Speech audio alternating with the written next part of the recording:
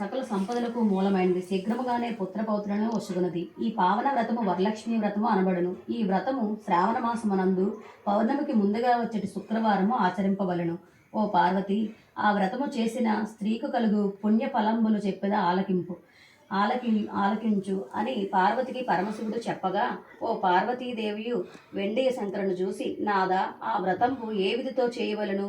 ఆ వ్రతమునందే ఏ దేవతను కొలవలను? ఆ వరలక్ష్మీదేవిని ఇంతకు ముందు ఎవరైనా ఆరాధించి ఆమెను ఎవరు సంతోషపెట్టిరి అని అడుగుగా, ఈశ్వరుడు పార్వతీదేవితో ఇట్లని ఈ కథను సౌనకాది మహామునులకు సూత పౌరాణికుడు చెప్పాడు. స్త్రీలకు వరలక్ష్మి వ్రతం సౌభాగ్యాన్ని కలుగజేస్తుంది. ఈ శుభకరమైన వ్రతాన్ని శ్రావణ శుక్లపక్ష పూర్ణిమకు ముందు వచ్చే శుక్రవారం రోజున చేయాలి అని పార్వతీదేవికి పరమేశ్వరుడు చెప్పాడు. ఓ పార్వతి, వరలక్ష్మి కథను చెబుతున్నాను, శ్రద్ధగా విను. మగధ దేశంలో కుండినంబ అనే పట్టణంలో చారుమతి అనే బ్రాహ్మణ స్త్రీ ఉండేది. ఆమె భర్తనే దైవంగా భావించుకునేది. ప్రతిరోజు తెల్లవారుజామునే నిద్రలేచి స్నానాదులు పూర్తి చేసి భర్తను పూలతో పూజించేది. అనంతరం అత్తమామలను సేవిస్తూ ఇరుగు పొరుగు వారితో స్నేహంగా ఉంటూ జీవనం సాగించేది. చారుమతికి ఒకరోజు కలలో వరలక్ష్మీదేవి కనిపించి, నేనమ్మా వరలక్ష్మీదేవిని, నీ భక్తికి ప్రసన్నరాలునై ప్రత్యక్షమయ్యాను. శ్రావణ శుక్ల పూర్ణిమకు ముందుగా వచ్చే శుక్రవారం రోజున నన్ను భక్తితో సేవిస్తే నీ కోరికలు నెరవేరుస్తాను అని చెప్పింది. చారుమతి ఆనందంగా భక్తిభావంతో వరలక్ష్మీదేవికి ప్రదక్షిణ నమస్కారాలు చేసి, నమస్తే సర్వలోకానం జనన్యే పుణ్యమూర్తయే శరణ్యే త్రిజగద్వంద్వే విష్ణువక్షస్థలాలయ.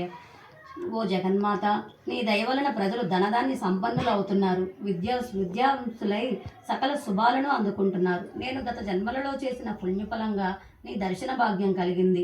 ఇక నా జన్మ ధన్యమైంది అంది కలలోనే. చారుమతి భక్తికి వరలక్ష్మీదేవి మెచ్చి అనేక వరాలు అనుగ్రహించి అంతర్ధానమైంది. చారుమతి నిద్ర నుంచి లేవగానే తనకు వరలక్ష్మీదేవి ప్రత్యక్షమై వరాలు ఇచ్చిన విషయం గుర్తుకొచ్చింది. కలలో తనకు వరలక్ష్మీదేవి చెప్పిన విషయాలను అత్తమామలతోనూ ఇరుగు పొరుగు వారితోనూ చెప్పింది. శ్రావణ మాసం రాగానే వరలక్ష్మీ వ్రతం సాంప్రదాయబద్ధంగా చేద్దామని చెప్పింది.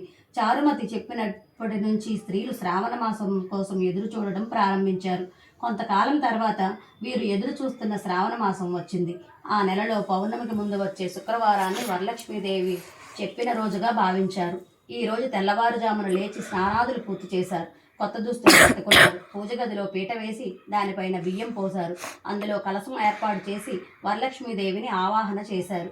ఆ రోజు సాయంత్రం చారుమతి తోటి స్త్రీలతో కలిసి పద్మాసనే పద్మకరే సర్వలోక పూజితే నారాయణ ప్రియేదేవి సుప్రీత భవ సర్వదా అని ధ్యానించి వరలక్ష్మీదేవిని ఆవాహన చేసింది. షోడశోపచార పూజలు చేసి 9 సూత్రాలున్న పసుపు దారాలను ధరించింది. పలు రకాల భక్ష్య భోజ్యాలను వరలక్ష్మీదేవికి నివేదించింది. ప్రదక్షిణలు చేసింది. ఇలా మొదట ప్రదక్షిణ పూర్తి కాగానే ఆ స్త్రీలందరి కాళ్ళల్లో గల్లు గల్లుమనే శబ్దం వినిపించింది. ఆ స్త్రీలందరూ ఆశ్చర్యంగా తమ కాళ్ళ వైపు చూసుకున్నారు. వారి కాళ్లకు గజ్జెలున్నాయి. ఇది వరలక్ష్మీదేవి కటాక్షమేనని చారుమతి మిగిలిన స్త్రీలు చాలా సంతోషించారు. రెండవ ప్రదక్షిణ చేయగా వాళ్ళ చేతులకు నవరత్నాలు పొదిగిన బంగారు ఆభరణాలు వచ్చాయి. మూడవ ప్రదక్షిణతో వారికి సర్వాలంకారాలు అమరాయి.